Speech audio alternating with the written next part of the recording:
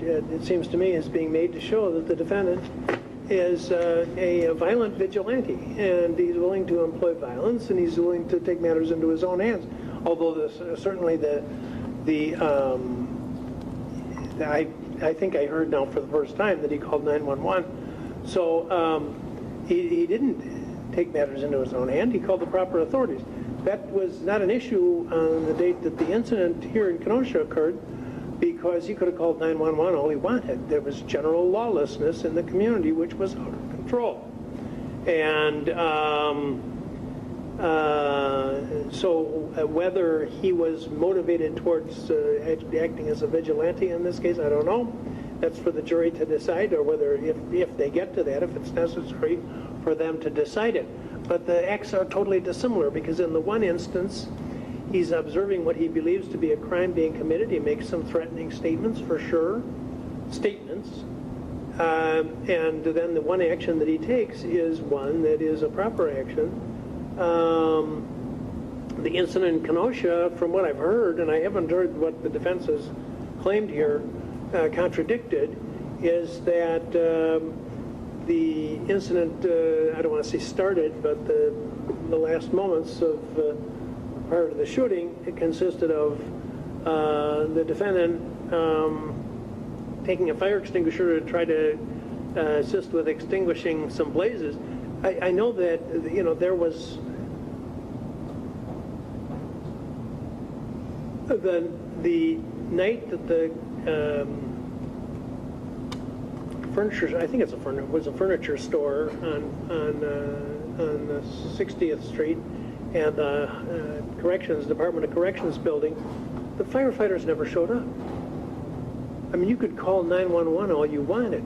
There was no law and order.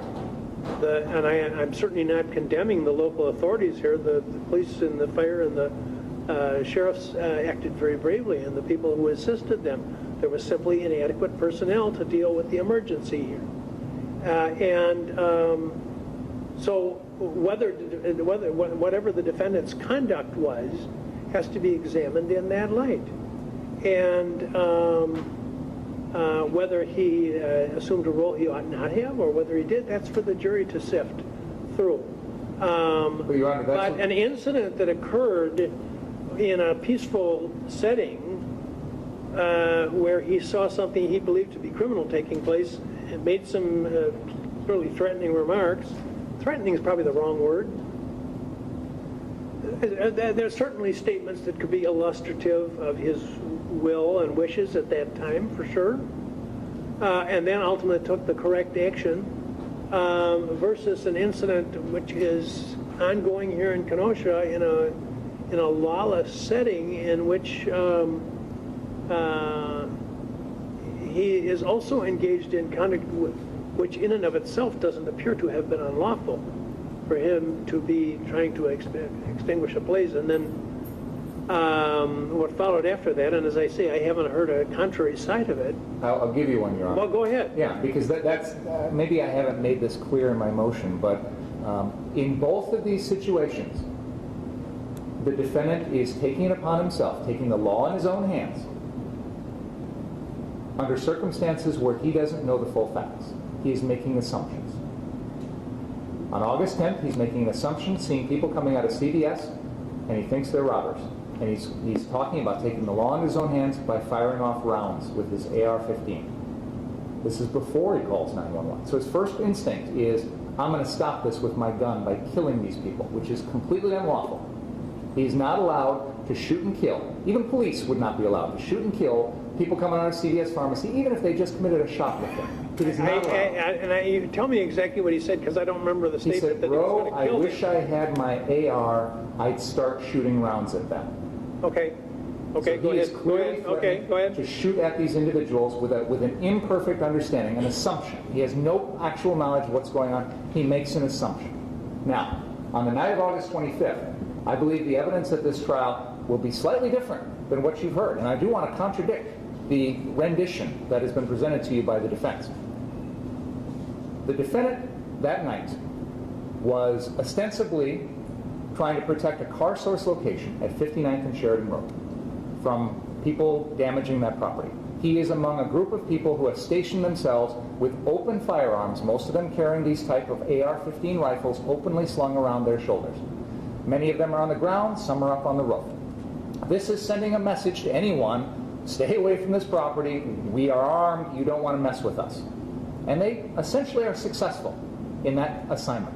That property is undamaged that evening. There comes a time, though, when the police use armored personnel carriers, Bearcats, and other armored vehicles to push all of the citizens that are out on the streets south of that location. Police established a barrier at 60th and Sheridan, and essentially everyone is moved south of that and can't get back to 59th. So this car source location, they've now successfully protected, and everyone's gone. So there's no one to threaten this building anymore. However, prior to the police establishing that cordon line at 60th, the defendant and another armed individual, part of this group, go down to 63rd and Sheridan, to the other car source location, because they hear whoever was supposed to guard that location is no longer there anymore, and we need to go down there and check it out, maybe protect it. So they go down there. And at some point they try and come back, only they can't get back because the cops have blocked off 60th and Sheridan. So now the defendant is trapped on the other side of that line. He's trapped with this other individual. He can't get back to the rest of his group. His job that night is to protect 59th and Sheridan. He can't do that job anymore. So what does he do at that point? Does he go home? Does he say, okay, it's 11:30 at night, my job is done, I'm gonna get out of here? No. He takes it upon himself to run around in a hostile crowd, a lawless situation, a chaotic situation, with people who have guns, people of varying motivations. He's openly carrying an AR-15 or a Smith & Wesson M&P 15 assault rifle type weapon. He's running around and he's trying to stop people from doing things because he thinks what they're doing is illegal. And maybe it is, maybe it isn't. But at some point during this interaction, he gets into a confrontation with Mr. Rosenbaum and is essentially trying to stop Mr. Rosenbaum from doing what Mr. Rosenbaum's doing. Now that's not Mr. Rittenhouse's job. He's 17. He's not a law enforcement officer. He's not deputized. He's got no training. But he takes it upon himself to take the law into his own hands to confront Mr. Rosenbaum because he thinks Mr. Rosenbaum is doing things he shouldn't do. And this fire extinguisher that he's carrying it along, pursuing Mr. Rosenbaum with the intent of stopping Mr. Rosenbaum from doing whatever he was going to do. And that's what leads to that confrontation. The similarity between August 10th and August 25th is in both situations, the defendant took the law into his own hands, or talked about taking the law into his own hands with the same gun to stop things that he thought were going on, that he didn't think should be going on, and he appointed himself a vigilante, taking the law into his own hands in those circumstances. They are identical in that respect. And when we talk about the defendant's motive and intent that night, this is crucial to the case because that is exactly what is going on. And the defense will have testimony on this. They will say, Mr. Rittenhouse was trying to stop these people. He was concerned about looters. He was concerned about fires. He's going to put them out with the fire extinguisher. He's going to stop these bad people from doing bad things, or so he says. Except that that's not his job. Nobody asked him to do that. He's got no legal authority to do that. His job was done. 59th and Sheridan was no longer in any danger. Go home. But he didn't. He was isolated. He was cut off from the rest of his crew. He was running around with an assault rifle type weapon, a very threatening, aggressive weapon, one that deters people. It is designed to deter people. It is designed to threaten others, to let them know, don't mess with me, look what I've got. Other people that night are carrying around semi-automatic pistols, Glocks, which you can conceal and hide. Other people can't see it. It's not designed to tell people, go away. It's not designed to tell people, leave me alone. You carry around an assault rifle like this, you're sending that message to other people. That's what the defendant was doing. Running around in all this, taking on this responsibility, which he had no lawful authority to do, and making assumptions about what Mr. Rosenbaum was going to do next, or what he shouldn't have been doing, and then confronting Mr. Rosenbaum about that. That is the context here, Your Honor. And the August 10th incident is exactly the same in that respect. Exactly the same in taking the law into his own hands with the same gun making assumptions about what other people are doing and taking responsibility to try and stop people when you are not trained, you're not a law enforcement, you're a teenager. It's not his job. So it's exactly the same fact scenario, Your Honor. And I apologize for not making this clearer in my motion, but I think when you look at it through that perspective, Your Honor, you can see why this goes exactly to motive and intent. Now you say it's proclivity evidence, it's propensity evidence. It shows a motive and intent to be a vigilante that night and take the law in his own hands and use deadly force to stop people who are committing crimes that no one is allowed to use deadly force to stop.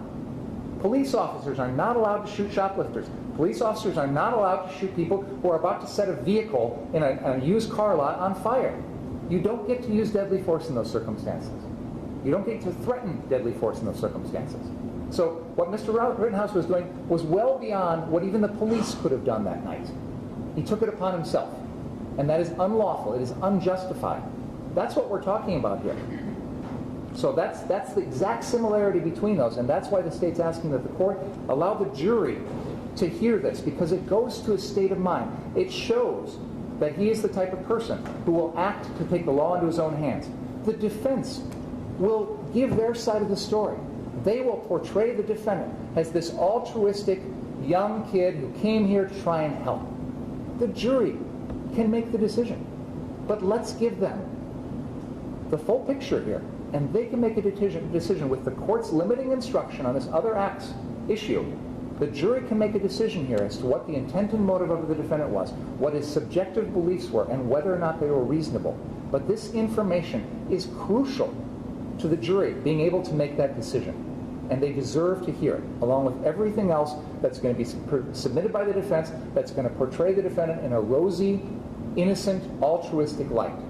Let's have the full picture here. That's all I'm asking.